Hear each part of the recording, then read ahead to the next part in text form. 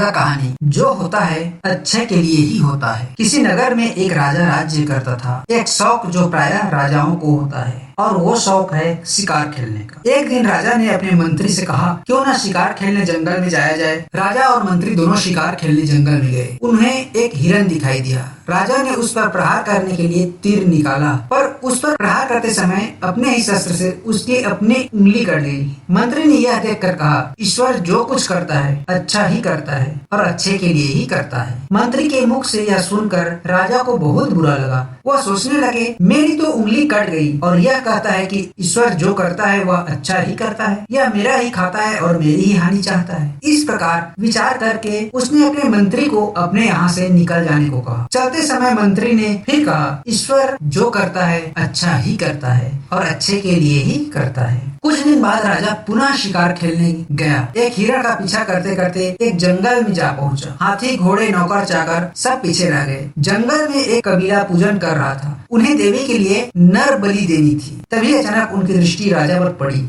बलि के लिए उन्होंने राजा को पकड़ लिया। राजा को बलि के लिए खड़ा किया गया तो किसी की निगाह अचानक राजा की कटी हुई उंगली पर पड़ी। राजा की अंग भंग होने के कारण उन लोगों ने राजा को छोड़ दिया। फिर भटकता हुआ राजा अपने राज्य में वापस पहुंच गया। उसने सोचा, इसी कटी हुई उंगली ने आज मेरे प्राण बचाए हैं। उसे मंत्री की बात का अर्थ समझ में आ गया और उस मंत्री को पुनः मंत्री पद पर रख लिया। राजा ने मंत्री से पूछा, मेरी उंगली कटी थी, अब तो समझ में आ गया कि क्या अच्छा हुआ, क्योंकि कटी उंगली के कारण मेरी जान बच सके। पर मैंने जब तुमको नौकरी से निकाला था तब भी तुमने यही कहा था कि ईश्वर जो करता है अच्छा ही करता है, और उसका क्या अर्थ है। मंत्री ने उत्तर में कहा, महाराज, यदि आपने मुझे निकाल न दिया होता तो मैं भी उस दिन शिकार के समय आपके साथ होता और मेरे अंग भंग न होने के कारण मैं पूरी तरह योग्य समझा जाता और उस कबीले के लोग अपनी कुल देवी को प्रसन्न करने के लिए मेरी बलि अवश्य चढ़ा देते। राजा की समझ में आ गया कि जो भी होता है अच्छे के लिए ही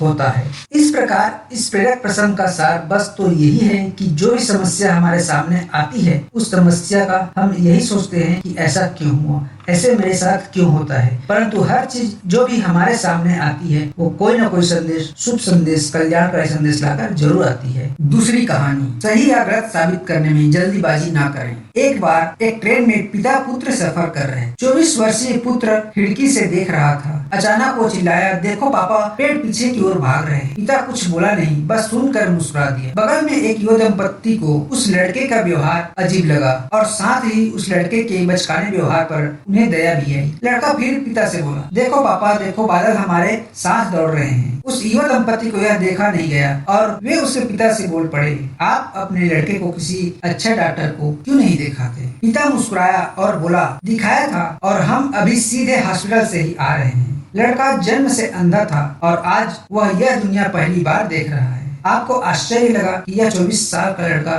बच्चों जैसी हरकत क्यों कर रहा है। इसकी अभी तक आंख नहीं थी। आज यह आंख के ऑपरेशन के बाद देखने की स्थिति में आया तो इसे यह सब कुछ नया नया लग रहा है। यह सुन युवा दंपत्ति को शर्म आई और अपनी गलती महसूस करने लगे। तो दोस्तों, कभी भी हमें किसी के कार्य पर जल्दबाजी, सही या गलत का निर्णय नहीं करना चाहिए। तीसरा कहानी, एक युवा लड़का एक प्रसिद्ध साधु के पास गया और बोला कि महाराज, मुझे कम समय में सबसे ज्यादा सफलता हासिल करनी है। मैं नीचे से शुरू नहीं करना चाहता। मुझे कोई ऐसा उपाय बताएं जिससे कि मैं सीधे मेरे लक्ष्य पर पहुंच जाऊं। साधु ने कहा, ठीक है, मैं तुम्हें उपाय तो बता दूंगा, लेकिन पहले मेरा एक काम कर दो। मेरे इस फूलों के बाग में से एक सबसे सुंदर फूल तोड़कर ले आओ। लेकिन ध्यान रखना, एक बार आगे निकल जाओ तो पीछे पलटकर फूल नहीं तोड़ना है। लड़का बोला, ठीक है महाराज, ये तो छोटा सा काम है, मैं अभी एक सुंदर सा फूल तोड़कर ले आता हूँ।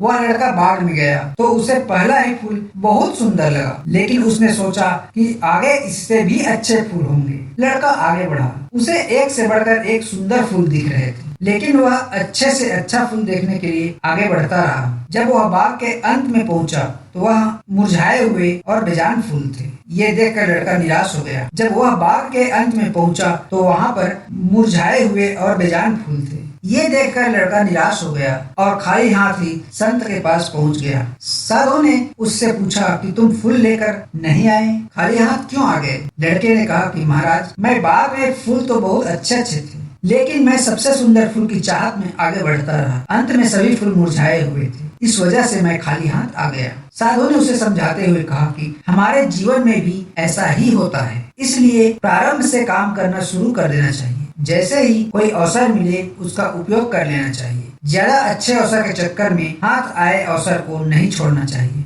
वरना अंत में खाली हाथ लौटना पड़ता है। चौथी कहानी है रेत की थैली। एक बार एक राज्य में तेनालीरामा अपनी बुद्धि और हास्य के लिए प्रसिद्ध थे। बात उस समय की है जब वो राजा कृष्णदेव राय के दरबार के सदस्य नहीं थे। एक बार जब राजगुरु नगर भ्रमण के लिए निकले तो उन्होंने राजगुरु से दरबार में सम्मिलित होने और मनोरंजन करने का अनुरोध किया। तेनालीरामा ने अपनी लिखी कुछ हास्य पंक्तियां भी राजगुरु को दिखाई। राजगुरु ने उन्हें कह दिया कि ठीक है, मैं महाराज से बात करके तुम्हें बता दूंगा। कई हफ्ते बीतने के बाद राजगुरु को कोई जवाब जब नहीं आया तो तेनालीरामा ने खुद राजगुरु से मिलने का फैसला किया। जब राजगुरु ने उन्हें देखा तो वह आश्चर्यचकित हो गए। तेनालीरामा ने उसकी बातों की इतनी गंभीरता से लिया और मिलने भी आ पहुंचा। उस समय फिर राजगुरु ने रामा को टाल दिया, लेकिन रामा हार मानने वाला नहीं था। वह बस राजा के लिए अपनी योग्यता साबित करने का एक मौके का इंतजार कर रहा था। अगले दिन तेनालीरामा दरबार में पहुंच गया, जहां एक प्रसिद्ध जादूगर राजा और उसके दरबारियों को मनोरंजन कर रहे थे।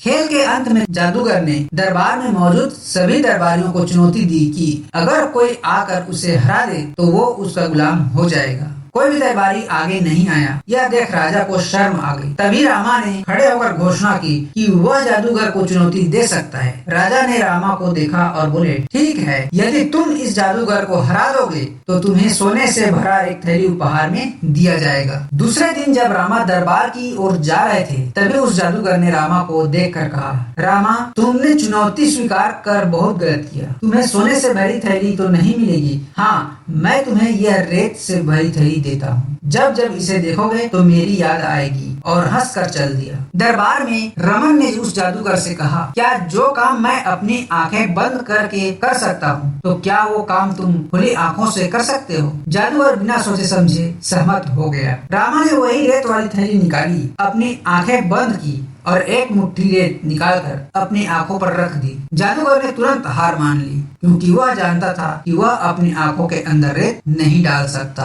राजा रमन से बहुत खुश हुए और उन्हें एक सोने की थैली दी और उनकी बुद्धिमत्ता से प्रसन्न होकर अपने दरबार में मंत्री के रूप में नियुक्त कर लिया। इस प्रकार रामा ने उस अवसर का उपयोग किया जिसे उस जादूगर ने मात्र मजाक में रेत के रूप में दिया था। इसलिए हर चुनौती में एक बड़ा अवसर छिपा होता है। आशावादी हर कठिनाई में अवसर देखता है, पर निराशावादी प्रत्येक अवसर में कठिनाइयां ही खोजता है। पांचवा कहानी है, कोई काम छोटा या बड़ा नहीं होता। एक समय की बात है, गुरु अपने शिष्यों के साथ कहीं दूर जा रहे थे। रास्ता काफी लंबा था। चलते चलते सभी थक से गए थे। अब उन्हें विश्राम करने की इच्छा हुई, किंतु अगर विश्राम करते तो गंतव्य स्थल पर पहुंचने में अधिक रात हो जाती। इसलिए वह लोग निरंतर चल रहे थे। रास्ते में एक नाला आया जिसको पार करने के लिए लंबी छलांग लगानी थी। सभी लोगों ने लंबी छलांग लगाकर नाले को पार किया, किंतु गुरुजी का कमंडल उस नाले में गिर गया। सभी शिष्य परेशान हुए। एक शिष्य गोपाल कमंडल निकालने के लिए सफाई कर्मचारी को ढूंढने चला गया।